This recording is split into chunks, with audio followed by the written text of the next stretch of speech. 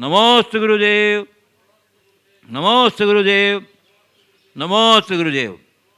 और मैं प्रथम प्रश्न के लिए आमंत्रित कर रहा हूँ यहाँ उपस्थित दसम प्रतिमाधारी बाल ब्रह्मचारिणी बहन सविता दीदी को। श्रेष्ठ धर्मानुराग में रत परम पूज मुनिश्री के चरणों में कोटि सह नमन।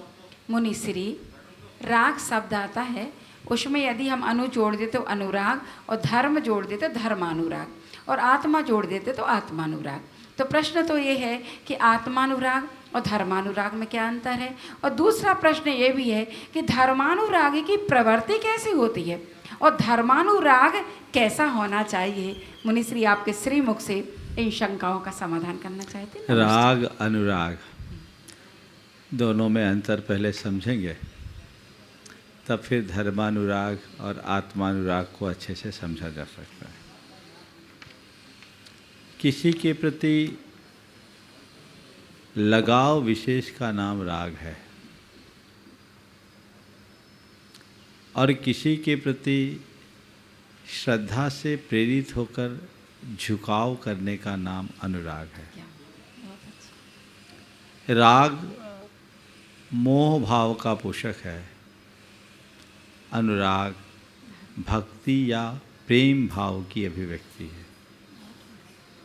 राग में स्वार्थ की प्रबलता होती है,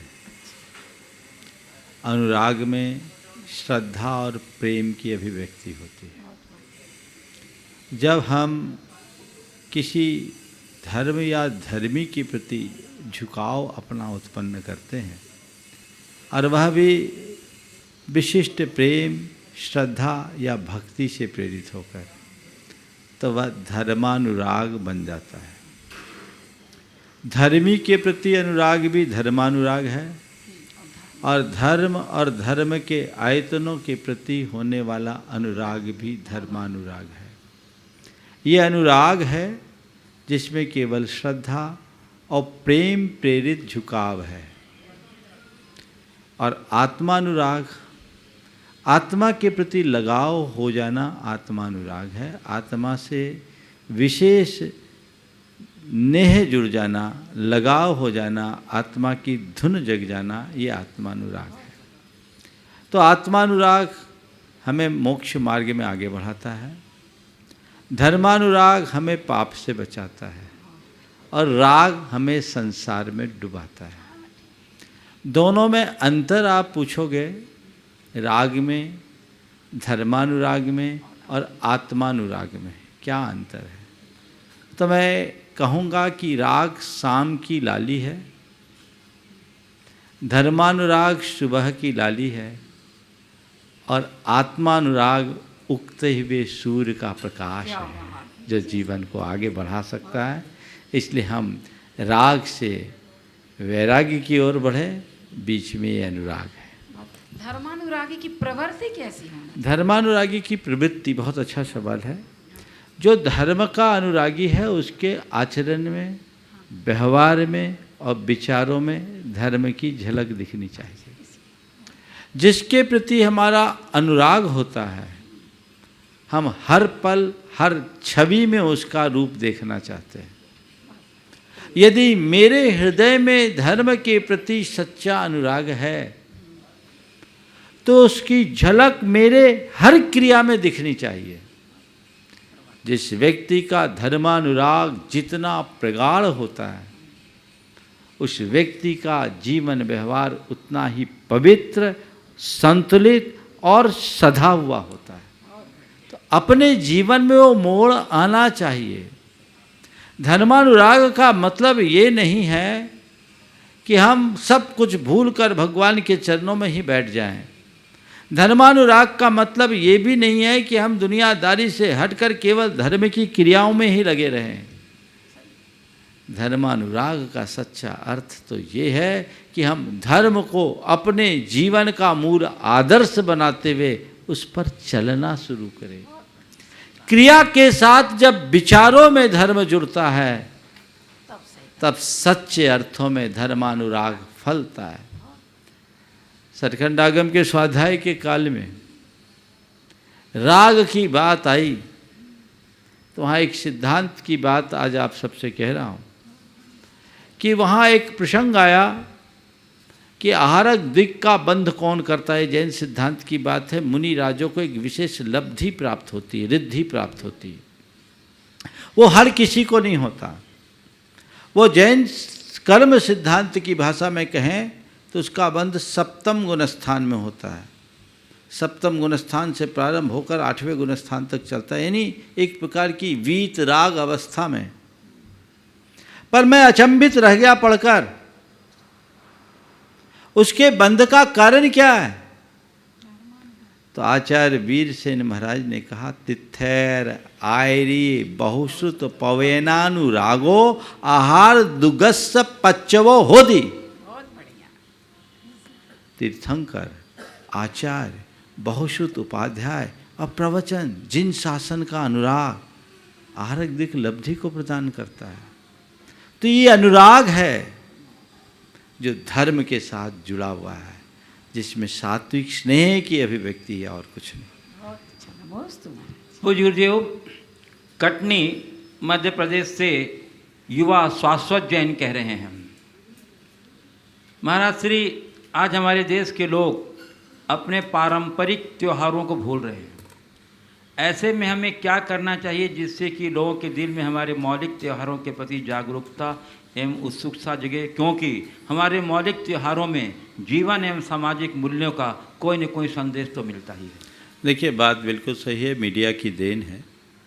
आज हम अपने मूल त्योहारों को भूलकर उन सब में ज़्यादा रच पच रहे हैं जिनका हमारी संस्कृति से सीधा कोई संबंध नहीं। वस्तुतः पर्व या त्यौहार यथार्थ हमारी धार्मिक, सामाजिक और सांस्कृतिक चेतना के उद्गाता बन करके आते हैं। उनके माध्यम से हम अपनी सामाजिक, धार्मिक और सांस्कृतिक चेतना को जगाते हैं और वो हमें प्रेरणा मिलती है। विडंबना यह है कि आज के इस दौर में आधुनिकता की होड़ में लोग मूल को भूल रहे हैं और उन सब का अनुकरण करते जा रहे हैं जिसका हमारी संस्कृति से कोई संबंध नहीं। इसके लिए ज़रूरी है कि हम अपने मूलभूत त्योहारों को, पर्वों को बढ़ा चढ़ाकर प्रचारित करें और उसमें अपनी हिस्सेदारी सुनिश्चित करें और अपने पर्व त्योहारों में आ गए आडंबरों को दूर करने का प्रयास करें।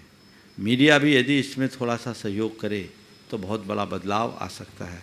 लेकिन देखने में कुछ ऐसा आता है कि आजकल देसी को छोड़कर विदेशी की ओर ज़्यादा लोग भाग रहे हैं और इसलिए हमारे सारी संस्कृति का और सांस्कृतिक मूल्यों का बंटाधार हो रहा है। पूज्य गुरुदेव, कानपुर उत्तर प्रदेश से श्री अमर वाजपेयी कह रहे हैं, गुरुवरों को हमारा आभार भरा नमस्कार। वियोग के दुख से बचने के लिए परिवारजनों से मोह मुक्त प्रेम कैसे करें और जीवन में संयोगों के सुख का आनंद लेना चाहिए या नहीं? वियोग के दुख से बचने के लिए परिवारजनों से मोह मुक्त प्रेम कैसे करें और संयोगों का आनंद लेना चाहिए या नहीं। देखिए, मोह मुक्त प्रेम का सीधा सीधा सा उपाय है, जीवन की वास्तविकता को सामने रख करके चलो और ये मान करके चलो सब क्षण भंगुर संयोग है। आप अपने घर में रहते हो और होटल में भी रहते हो, दोनों की मानसिकता क्या समान होती है? साधारण से घर में भी आपके मन में स्वामित्व का भाव होता है क्योंकि आपने उसे अपना मान रखा है, वो आपका स्थायी निवास है। पर जब कभी होटल में जाते हो, 5 स्टार सुविधाएं भी वहाँ क्यों ना हो, वहाँ आप रहते हो तो बस ठीक है, उसके प्रति आपके मन में आसक्ति नहीं होती, लगाव नहीं होता। होटल जाते समय बहुत खुशी नहीं और होटल से बाहर निकलते समय बहुत तकलीफ नहीं। क्यों? क्योंकि आपने मान रखा ये होटल मेरा नहीं है और हम यहाँ 4 दिन के लिए आए हैं। बस यही उदाहरण पर्याप्त है।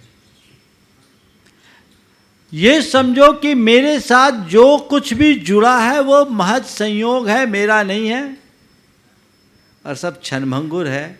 मेरी ज़िंदगी 4 दिन की है, जब तक यहाँ रहना है रहो, पर मान करके चलो ये सब अस्थायी है, क्षणभंगुर है, टेम्परेरी है, आना है जाना है, लगा हुआ है।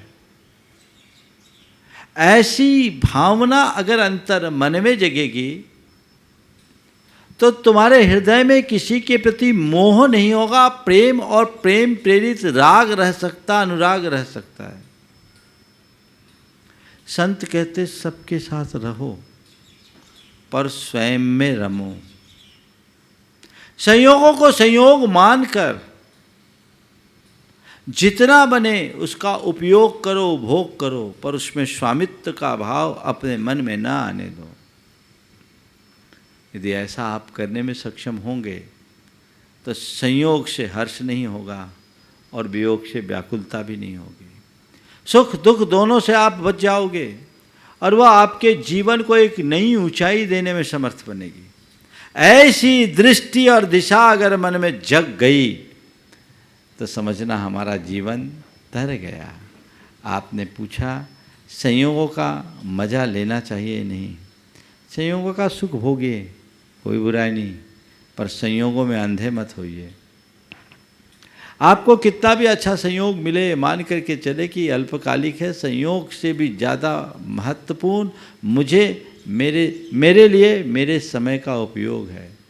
इन संयोगों में उलझकर यदि मैं अपने मूलभूत ध्येय से दूर भागता हूँ तो मेरे लिए भयानक भूल होगी, मुझे उससे बचना है। यदि इतनी सी समझ अंतर मन में जग गई तो फिर कहीं कोई कठिनाई नहीं रहेगी। पूज्य गुरुदेव, आज विश्व पर्यावरण दिवस है और इस दिवस को लेकर के कई लोगों ने अपना प्रश्न भेजा है। पर्यावरण संबंध में अंतिम मनीषा जैन अंजड़, राजेश जैन आरआई जबलपुर और प्रवीण सिंह घई गढ़ाकोटा और इसके साथ कुमार समर्थ राजेश जैन कृषि स्नातक गोपालगंज सागर से भेजा है। मैं गुरुदेव गोपालगंज सागर के कुमार समर्थ राजेश जैन कृषि स्नातक का प्रश्न रख रहा हूँ, उसी आशय का प्रश्न है, सबका समाहित हो जाएगा। गुरुदेव, मैं कृषि विषय से स्नातक हूँ। पर्यावरण की चिंता एक आत्मस्पर्शी विषय है क्योंकि तथ्यात्मक दृष्टि से हमारे देश में 50 किलो खाद्य प्रति व्यक्ति प्रति वर्ष बर्बाद होता है। यदि हम इस बर्बादी को रोकें तो 70 लाख टन कार्बन उत्सर्जन कम होगा। हमारे देश में 3.8 अरब पेपर मग का उपयोग प्रतिवर्ष होता है, जिसे बनाने में लगभग 11 लाख पेड़ काटने पड़ते हैं, जिससे लगभग 1 लाख गैलन पानी नष्ट होता है। लैपटॉप वाईफाई से घर में बिजली खपत का 75% हिस्सा उपयोग होता है। स्विच ऑन ऑफ और डिवाइस का उपयोग करने में 9% ऊर्जा चाहिए जो कि बर्बाद हो जाती है। यदि हम अपने उपयोग सीमित कर दें तो 16% ऊर्जन घटेगा और 40% कार्बन बिजली बनाने में उपयोग आएगा। यदि हम अपने कार की स्पीड 70 किलोमीटर प्रति आवर से कम रखते हैं तो प्रदूषण 8% कम होगा। यदि हम 1 पेड़ लगाते हैं तो 1 टन कार्बन डाइऑक्साइड कम उत्सर्जित होगी। घरों में वाटर रिचार्जिंग सिस्टम हो तो हम बारिश का 90% पानी बचा सकते हैं, जो प्राकृतिक आपदाओं को रोकने में सहयोगी है। तो गुरुदेव, जब हम ये बदलाव अपने जीवन में कैसे लाएँ ताकि जो पर्यावरण हमारा मित्र है उसकी रक्षा हो सके, इस संबंध में आपका दिशा निर्देश काफ़ी प्रभावी रहेगा। देखिए, आज विश्व पर्यावरण दिवस आपने बताई, वाकई में पर्यावरण के प्रति जागरूकता बहुत आवश्यक और अपेक्षित है। विगत शताब्दी दशकों में हमने पर्यावरण के साथ जितना छेड़छाड़ किया है वैसा पहले कभी नहीं हुआ। हमें पर्यावरण के महत्व को समझना चाहिए और पर्यावरण की छेड़खानी के परिणाम को भी आज लोग अच्छे से समझ रहे हैं।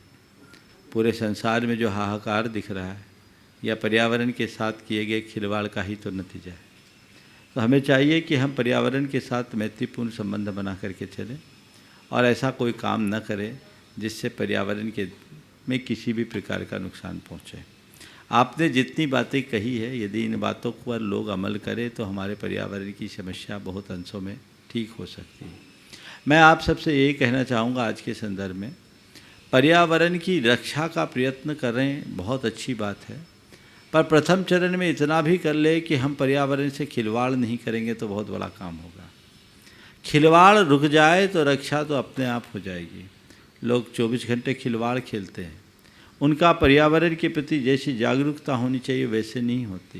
कहने को कह देते हैं लेकिन जल का, ज़मीन का, पेड़ों का, हवा का कितना दुरुपयोग कर रहे हैं। हमें इन सब का उतना ही प्रयोग करना चाहिए जहाँ आवश्यक है और उपेक्षित है। अपने जीवन में जब हम संयम रखेंगे तभी पर्यावरण की सही सुरक्षा हो सकेगी और पर्यावरण की सुरक्षा के बाद ही हम अपने जीवन का पथ प्रशस्त कर सकेंगे। पूज्य गुरुदेव, टीकमगढ़ मध्य प्रदेश से गुणायतन ट्रस्टी श्री अखिलेश मीना सदभैया नमोस्तुपूर्वक कह रहे हैं, गुरुदेव आज शादी की सालगिरह, आपके आशीर्वाद का सपरिवार आकांक्षी हूँ। गुरुदेव, अपने गृहस्थ जीवन की जिम्मेदारी निभाते हुए युगल रूप में हम दोनों ने 39 वर्ष पूर्ण किए, तो अब हमारी अपने प्रति क्या जिम्मेदारी होती है और उसे कैसे पूरी करनी चाहिए? जिन्होंने दाम्पत्य जीवन के साथ 39 वर्ष पूरे कर दिए, एक बहुत सफलतापूर्ण जीवन माना जाएगा दाम्पत्य के संदर्भ में। पर अब उनको ये चाहिए कि हमने अपनी पहली पारी पूरी कर ली, एक दायित्व पूरा कर लिया, अब हमें अपने प्रति अपने उत्तरदायित्व का निर्वहन करना चाहिए। जिनके बच्चे बड़े हो गए, काम धंधे को संभालने में समर्थ हो गए, उन्हें चाहिए कि अपने व्यापारिक दायित्वों से स्वयं को मुक्त रखें और बच्चों को उस दायित्व को सौंपें। और पारिवारिक दायित्व भी यदि घर के परिवार में बहुओं ने, बेटों ने संभाल लिया है, तो हम भी स्वयं के पारिवारिक दायित्व से अपने आप को मुक्त करें और अपना जीवन जितना बन सके परमार्थ के कार्य में जुड़ करके बिताएं। हम धर्म ध्यान करें, संयम के क्षेत्र में आगे बढ़ें। वानप्रस्थी जीवन जीने का ये समय आ गया है। जो 60 को पार कर गए हैं, उन्हें चाहिए कि अपने जीवन में एक बहुत बड़ा मोड़ लाए और उस मोड़ के साथ अपने जीवन को सम्यक दिशा दे करके चले, तभी अच्छा काम हो। पूज्य गुरुदेव, हमारी गुणायतन ट्रस्टी अखिलेश सदभैया जी के पूज्य पिता श्री बाबूलाल जी ने एक जिज्ञासा प्रस्तुत की है कि गुरुदेव, आत्मा और शरीर दोनों भिन्न भिन्न हैं। सुख एवं दुख शरीर को होता है, आत्मा को नहीं, ऐसा गुरुजनों से सुना है। परंतु गुरुदेव, वेदन तो आत्मा ही करती है, ऐसा क्यों? जैसा आत्मा को दुख महसूस ही न हो, ऐसा क्या उपाय? बात सही है, सुख दुख शरीर में होता है पर अनुभव आत्मा करते, इसलिए करते कि आत्मा भी शरीर के साथ है और अनुभव आत्मा शरीर के साथ जुड़ी है, इसलिए अनुभव होता है, पर होए कोई ज़रूरी नहीं। अगर हम अपने चित्त को उधर से मोड़ लें तो सुख दुख घटित होने के बाद भी हम उसके अनुभव से दूर रहेंगे। आप अपने जीवन के अनुभवों को पलट कर देखें। कई बार भयानक सिर में दर्द हो और वो दर्द से पीड़ा भी हो, छटपटा भी रहे हो, लेकिन अचानक किसी दूसरे काम में लग जाओ और चित्त मुड़ जाए तो दर्द का एहसास होता है क्या? बिल्कुल नहीं। दर्द अभी है लेकिन अनुभव नहीं हो रहा है। क्यों? ध्यान कहीं और है। जब तक आपका ध्यान शरीर पर केंद्रित होगा, शरीर की पीड़ा आपकी अपनी पीड़ा बन जाएगी। और जिस व्यक्ति का ध्यान उसकी आत्मा पर केंद्रित हो जाता है, वो शरीर की पीड़ा घटने के बाद भी स्वयं को पीड़ित महसूस नहीं करता और यही उसके जीवन के लिए एक बड़ी उपलब्धि बन जाती है। पूज्य गुरुदेव, जबलपुर मध्य प्रदेश से गुणायतन ट्रस्टी श्री अरविंद राजा एवं श्रीमती सुनीता जैन नमोस्तुपूर्वक कह रही हैं, गुरुदेव आज हमारी शादी की 34वीं वर्षगांठ है। आशीर्वाद की कामना सहित मेरी जिज्ञासा ये है कि एक बार हमें एक जगह पढ़ने में आया कि भय एक कमजोरी है, अतः निर्भयता की शिक्षा देना ही धर्म की शिक्षा है। परंतु गुरुदेव, हम लोगों को धर्म की शिक्षा तो नरक तिर्यंच आदि गतियों के दुख, संसार के दुख से डराकर ही दी जाती है। फिर निर्भयता की शिक्षा ही धर्म शिक्षा है, ये कैसे? और अब हम संसार के भय से मुक्त होकर निर्भयता की ओर कैसे बढ़ें? देखिए, भय दो तरह का है, एक नकारात्मक, दूसरा सकारात्मक। लोक में लोकजन परिस्थितियों को देखकर जो हमारे मन में भय होता है,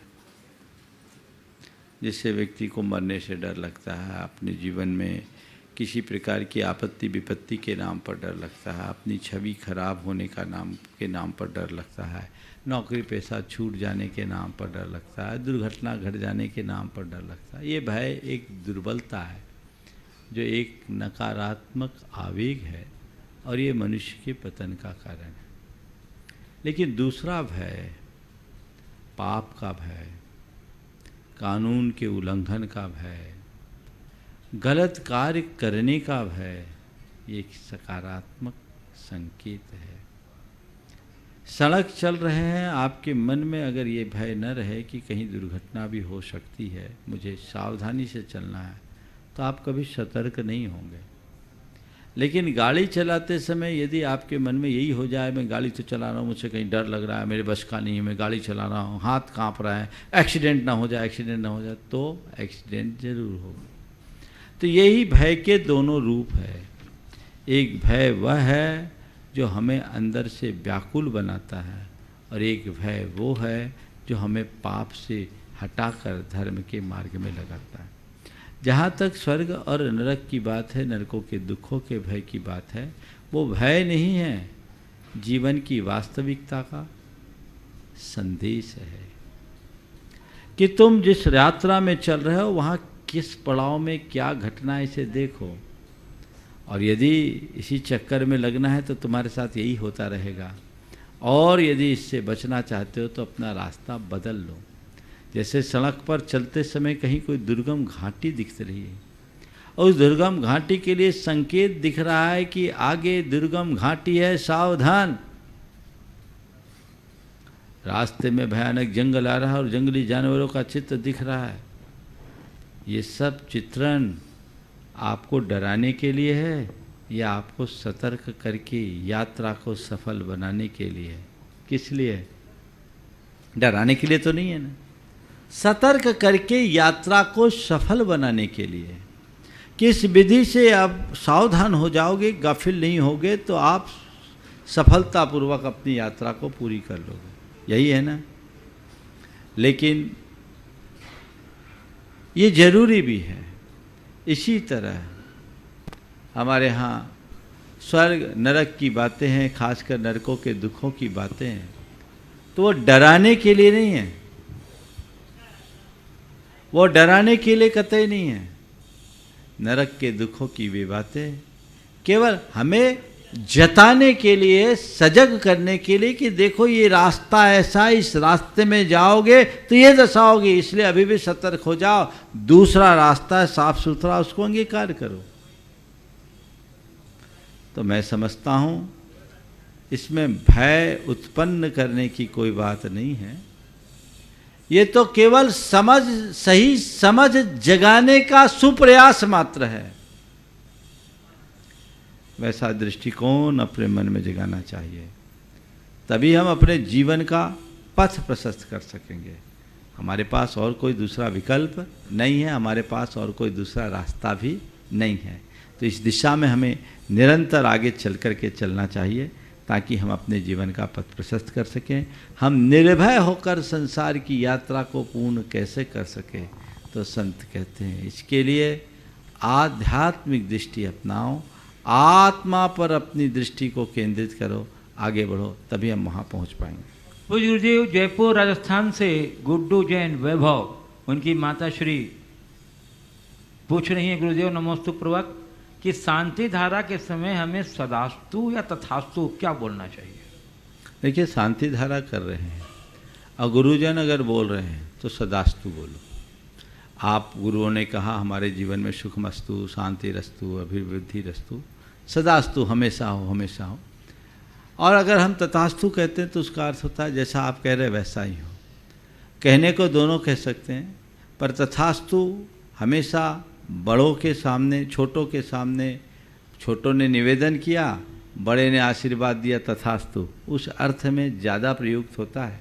लेकिन अगर आप प्रयोग करें तो कोई बात नहीं, पर हमारे सामने जब दो विकल्प हैं तो सदास्तु ज़्यादा अच्छा है। पूज्य गुरुदेव, सतना से श्री इंजीनियर रमेश जी नमोस्तु पूर्वक कह रहे हैं, गुरुदेव भवन नहीं भावना भी सुंदर होनी चाहिए, साधन नहीं साधना भी सुंदर होनी चाहिए, दृष्टि नहीं दृष्टिकोण भी सुंदर होना चाहिए, तन नहीं मन भी सुंदर होना चाहिए, चित्र नहीं चारित्र भी सुंदर होना चाहिए।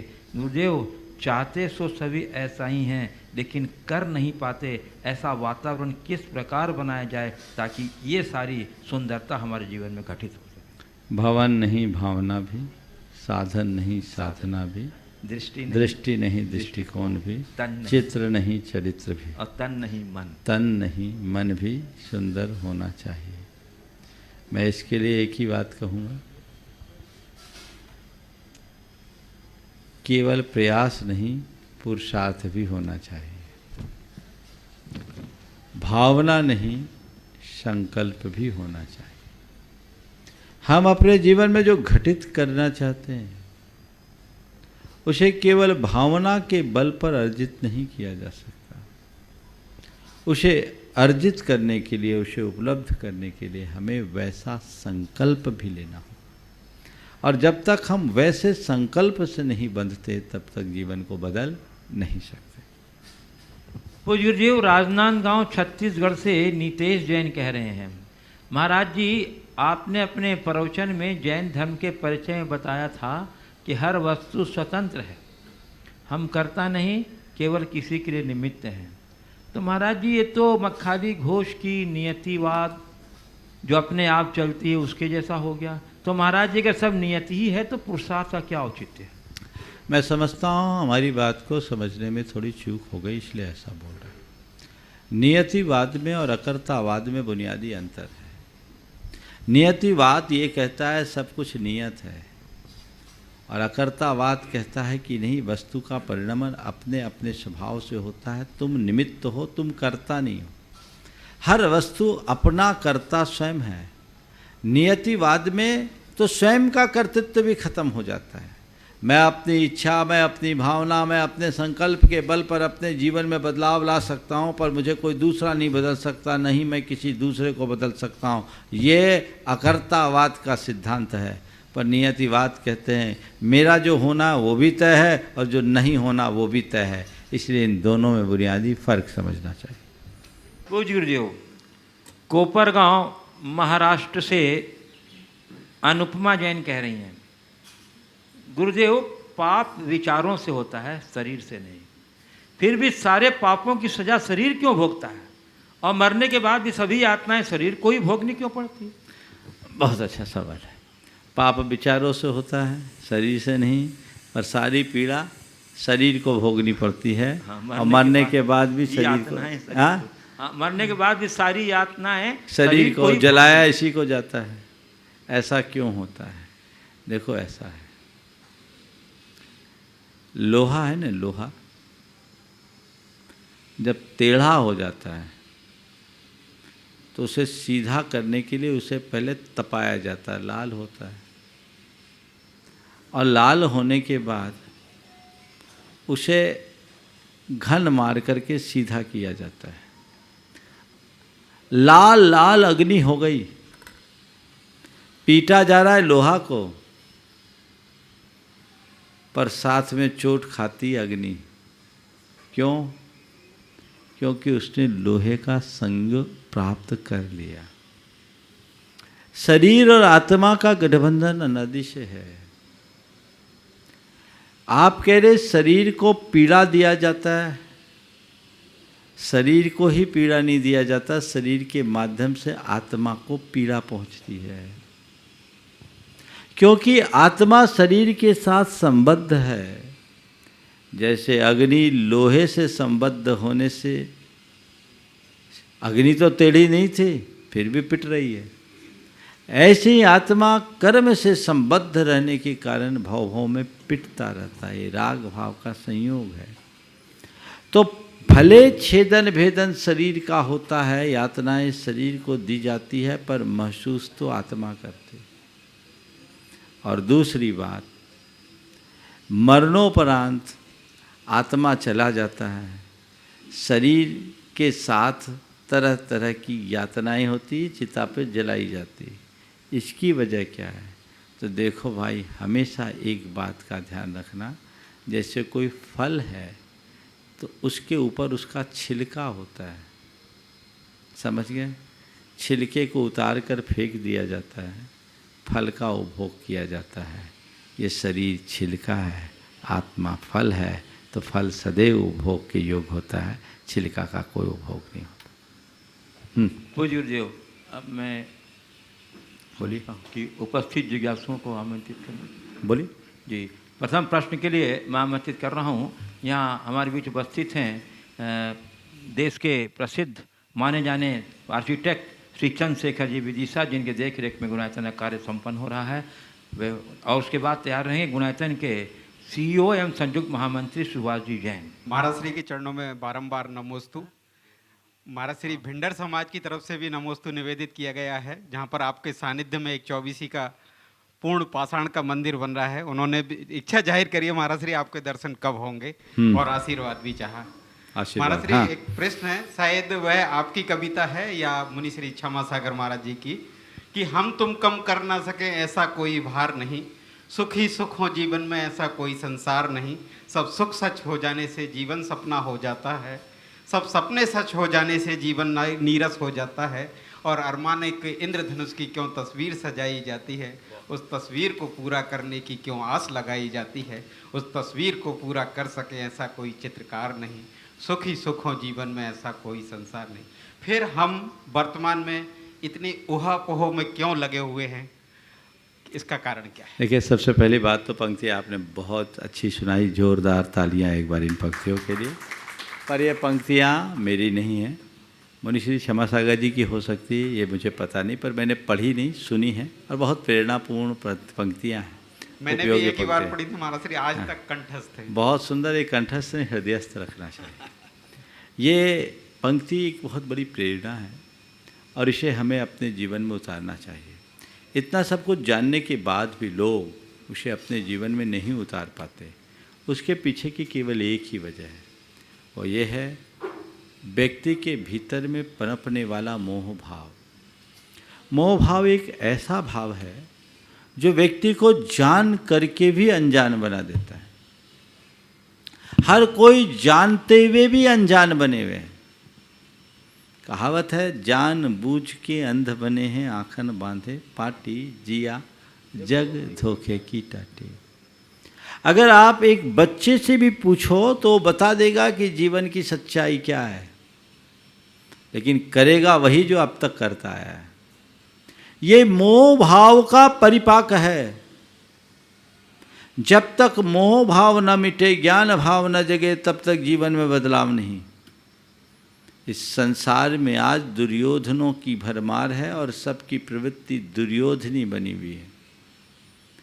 जानामि धर्मम न च मे प्रवृत्ति, जानामि अधर्मम न च मे निर्वृत्ति। मैं धर्म को जानता हूँ पर उसमें प्रवृत्त नहीं होता, और अधर्म को जानता हूँ उससे निवृत्त नहीं होता। और ऐसे प्रवृत्ति जब तक बनी रहेगी, इस संसार में दुर्योधनों का ही विस्तार होगा। समझ गए? इस संसार में दुर्योधनों का विस्तार होगा। अगर हम प्रवृत्ति बदल लें और अपने आप को युधिष्ठिर के आदर्शों का युधिष्ठिर का आदर्श अपने जीवन में घटित करने लगें, तो ये सारा असंतुलन खत्म होगा। नमोस्तु श्री सुभाष जी जैन, भिंडर वाले सबको आशीर्वाद बोलो। एवं संयुक्त महामंत्री गुणायतन के, और उसके बाद तैयार रहेंगे श्री राजकुमार जी काला, हजारीबाग। परम श्रद्धेय गुरुदेव के चरणों में शत नमन। गुरुदेव, मेरा ये प्रश्न था कि हम लोग नित्य शांति धारा अभिषेक आदि करते हैं। शांति धारा में रिद्धि मंत्रों का उल्लेख और कामना मंत्र होते हैं। तो महाराज जी, ये जो सहस्त्र नाम धारा अलग से एक विशिष्ट आयोजनों में की जाती है, इसका क्या महत्व है, हमारे जीवन पर इसका क्या प्रभाव पड़ता है? देखिए, शांति धारा का सबसे पहले तो हम शांति धारा के महात्म्य को समझें। जीवन के अनिष्ट, अशुभ, अमंगल के निवारणार्थ शांति की कामना से किया जाने वाला अभिषेक ही शांति धारा है। शांति धारा के संदर्भ में बहुत बार लोग सवाल खड़ा करते हैं। हम अपने शास्त्रों को जब पलटकर देखते हैं तो इसका सबसे प्राचीन उल्लेख मुझे देखने को मिला आदि पुराण में। आदि पुराण में 2 प्रसंगों में शांति धारा का उल्लेख मिलता है। वहाँ शांति धारा शब्द तो नहीं है, लेकिन उससे शांति धारा की पुष्टि होती है। पहला, जब भरत चक्रवर्ती को अशुभ सपने आए तो उसका मन उद्वेलित हो गया। सपनों के फल के स्मरण मात्र से उसकी रूह कांप गई। तो उसने अपने मन के उद्वेग को शांत करने के लिए अनेक अनुष्ठान किए, और उसमें 2 मुख्य अनुष्ठान लिखा, पात्र दान और जिनाभिषेक। शांति के लिए किया जाने वाला अभिषेक यानी शांति धारा। दूसरा उल्लेख मिला भगवान का जन्माभिषेक करने के बाद सौधर्मेंद्र ने सुमेरु पर्वत के ऊपर ही जगत की शांति के लिए अभिषेक किया। ये दोनों उल्लेख आदि पुराण का है। तो ये इस बात को दर्शाता है कि हमारी संस्कृति में अभिषेक के साथ शांति के लिए अभिषेक की बड़ी पुरानी परंपरा रही है।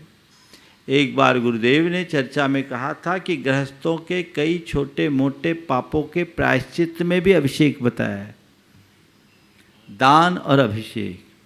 तो ये अभिषेक विशेष पुण्य के संचय का कारण, और शांति धारा अधिक जब अच्छे भाव से हम करते हैं तो उसका प्रभाव पूरे वातावरण में पड़ता है। वो पुण्य वाही होता है, पुण्य बंध का कारण बनता है और उससे अशुभ अमंगल अनिष्ट का निवारण होता है। हम लोग रोज़ शांति धारा करते हैं, पूरे देश में होता है, सब लोग ही करते हैं। मैं नित्य प्रति शांति धारा कराता हूँ तो रिद्धि मंत्रों के माध्यम से कराता हूँ, जो गणधर वलय के मूल मंत्र हैं उनमें मेरी विशेष श्रद्धा है, भावना, और मैंने उसका प्रभाव भी देखा है। और ये जगत कल्याण की विशुद्ध भावना से की जाने वाली शांति है, जिसमें किसी एक की नहीं, सर्व शांतिर भवतु की बात करके सारे जगत की शांति की बात की जाती है। जब जग की शांति होगी तो स्वयं की शांति हो ही जाएगी।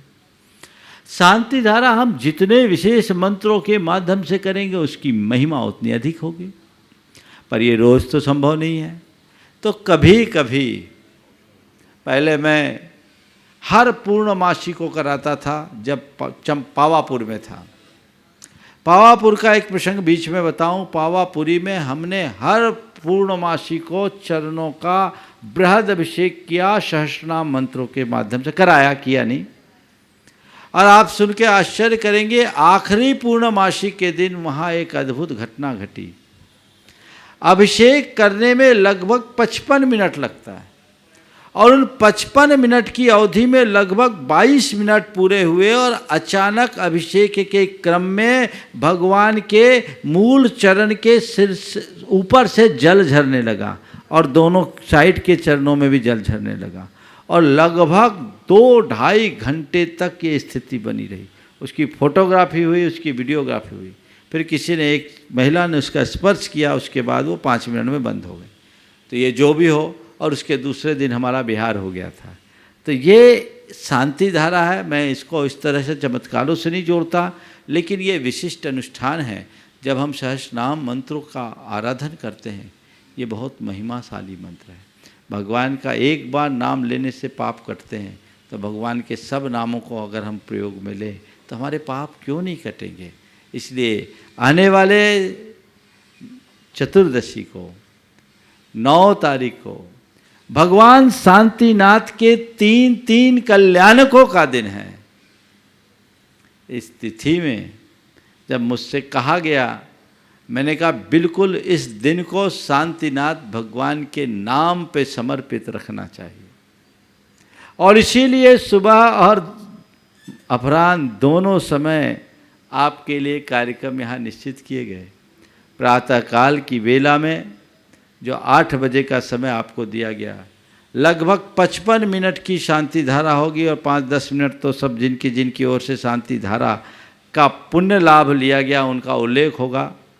उसके बाद शांतिनाथ भगवान की विशिष्ट आराधना जो घर बैठे आप कर सकेंगे, यहाँ रहने वाले तो करेंगे ही, उनका निर्वाण महोत्सव, ये पूरा आयोजन होगा। जो घर में बैठेंगे उन सबको कल या परसों तक PDF की पूरी डिटेल मिल जाएगी। और इस विधान में कुछ, और इसके बाद दोपहर का कार्यक्रम होगा जो मैं बताऊंगा, आप घर बैठे उसका आनंद ले सकते हैं।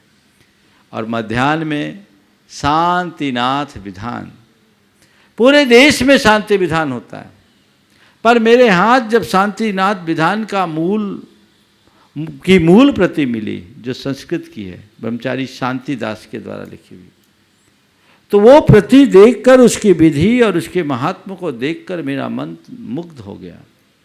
उसकी जांच पड़ताल की तो मुझे लगा कि आज देश में जो शांति धारा विधान हो रहा है उसमें कई जगह मूल में ही भूल है, उसके अर्घों में और मंत्रों में ही चूक है। उन सब को संशोधित किया गया। उस विधान में कैसे शांति यंत्र की स्थापना होती है, किस तरीके से उस शांति यंत्र की स्थापना करके उसका कैसे अभिषेक होता है, वो कैसा अनुष्ठान और उसमें किस तरह का जाप्यानुष्ठान होता है, ये सब लाभ आपको उस दिन मिलेगा। और उस दिन ही मैं बताऊंगा शांति विधान का महात्म्य क्या है।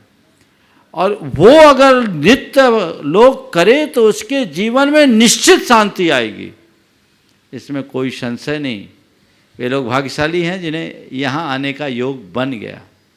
मैं सबको तो यहाँ आने की अनुमति दूंगा ही नहीं। यहाँ वे ही आएंगे जो घर से RT-PCR 72 घंटे पहले की चेक करके आएंगे और निजी साधन से आएंगे, और वो भी समिति की सूचना स्वीकृति के बाद उनको ही एंट्री मिलेगी यहाँ, क्योंकि वर्तमान में सुरक्षा को हमें प्राथमिकता देनी है। लेकिन जो यहाँ नहीं आ पाए वो घर बैठे विधान का पूर्ण आनंद ले सकते हैं। तन से भले ना आ पाओ, मन से आकर के तो पूरी पूजा कर ही सकते हो। जब नंदीश्वर द्वीप की पूजा 7 समुंदर पार यहाँ बैठ कर की जा सकती है, तो सम्मेद शिखर में शांतिनाथ भगवान की पूजा अपने घर से भी की जा सकती है। कोई इसमें क्या है। तो सब लोग पूरे उत्साह के साथ पूजा अर्चा करें, उमंग के साथ पूजा अर्चा करें, इस कार्यक्रम का भरपूर लाभ लें। जो लोग अपनी तरफ से इसमें अपना पुण्यार्जन का लाभ ले रहे वे तो पुण्य के भागी हैं ही। कोई ज़रूरी नहीं, आपकी सामर्थ्य नहीं या भावना नहीं है तो धन से इसका संबंध नहीं है, मन तो आपको देना ही होगा। आपको पूरी विधि और व्यवस्था 7 तारीख तक बता दी जाएगी और आपको 1 दिन का अवसर मिलेगा। उस दिन आप तैयारी कर लीजिएगा। 7 तारीख को सुबह और शाम दोनों टाइम इस मंच से घोषणा होगी आपको वहाँ क्या करना है, और टीवी के माध्यम से दोनों चैनलों से सुबह जिनवानी और अपराह्न पारस चैनल के माध्यम से आपको दोनों आयोजनों का आनंद मिलेगा। ऐसे अवसर को आपको भरपूर मनोयोग के साथ लाभ लेना है और अपने जीवन को धन्य करना है। श्री राजकुमार जी काला नमस्ते गुरुदेव, नमस्ते। हजारीबाग, और उसके बाद तैयार रहेंगी व्रती बहन शकुन दीदी सागर। सत बंधन सत नमन। गुरुदेव, कल के संकट समाधान में एक प्रश्न आया था कि किसी बच्चे की माँ ने ये कहा कि कम से कम कसम खाने के बहाने भगवान को याद तो करते हैं। इसके समाधान में के अंत में आपने ये उत्तर दिया कि कम से कम भगवान की कसम मत खाया करो। हाँ। मेरी जिज्ञासा ये है कि आज ज़्यादातर लोग 2 ही कसमें खाते हैं, भगवान की कसम और माँ या की माँ की कसम। कसम। हाँ। तो मेरी जिज्ञासा ये है गुरुदेव कि क्या माँ इतनी सस्ती है कि उसकी कसम खाई जाए? पिता की कसम तो कोई नहीं खाता। 2 दृष्टिकोण है इसमें। कसम या तो उसकी खाई जाती है जिसके प्रति हमारा कोई लगाव नहीं, या कसम उसकी खाई जाती है जिसके प्रति हमारा विशेष लगाव। अब दोनों भी समझ लो। अगर सकारात्मक रूप में लेते हैं तो हम ये मान सकते हैं कि माँ और भगवान के प्रति ज़्यादा लगाव होने के कारण माँ की कसम भगवान की कसम खाते हैं, या फिर उनसे मतलब न होने के कारण। चलिए। व्रती बहन शकुन दीदी सागर, और उसके बाद तैयार रहेंगे श्री देवेंद्र कुमारी जैन गया बिहार। नमोस्तु दोनों गुरुवर को नमोस्तु। महाराज जी, मेरा प्रश्न कल के प्रवचन पे से है। बोलो। देवरानी जिठानी हो तो फूट संभव है, परंतु आज के गुरुदेव, आज के सिमटते परिवार में जब एक ही बहू घर में होती है तो फिर तो फूट होना संभव नहीं। तो फूट होना संभव नहीं, तो क्या पहले की व्यवस्था से आज की व्यवस्था ज़्यादा? सुनो, जब 2 थी तो केवल फूट होती थी, अब एक होने पर सिर फुटअव्वल होती। फूट में 2 आपस में दुराव रखते हैं, और जब एक होते हैं ना तो अपना माथा सिर दीवार से फोड़ते हैं। वस्तुतः ये मनुष्य के अंदर की दुर्बलता है, और जब तक ऐसी दुर्बलता हावी होगी इस तरह की घटनाएं घटती रहेगी।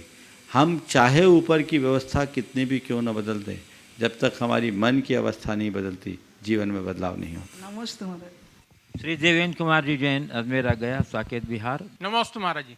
हर पेड़ फल दे ये जरूरी नहीं है, किसी की छाया भी सुकून देती है। तो हम अपने जीवन वृक्ष में ऐसा क्या करें कि जिसमें न सिर्फ फल दे सकें बल्कि किसी को सुकून भी दे सकें। देखिए, हर बाल बिल्कुल ठीक है। कम से कम हम या तो फल देने लायक बने या छाया देने लायक बने, कम से कम सूखा ठूंठ ना बने। जीवन को इतना हरा भरा बना ले, और अगर ठीक तरीके से हमारी जड़ें गहरी होगी और हरी होगी तो हम फल भी देंगे और छाया भी देंगे। लेकिन ठूंठ बन जाएंगे तो कुछ भी नहीं होगा। जब तक मनुष्य के भीतर मानवीय मूल्यों की स्थापना नहीं होती, वो अपने जीवन को सफल और सार्थक बनाने में समर्थ नहीं होता। इस प्रकार आज के सत्य को परम पूज्य गुरुदेव के चरणों में नमन करते हुए यहीं पर विराम। बोलिए परम पूज्य आचार्य गुरु श्री विद्यासागर जी।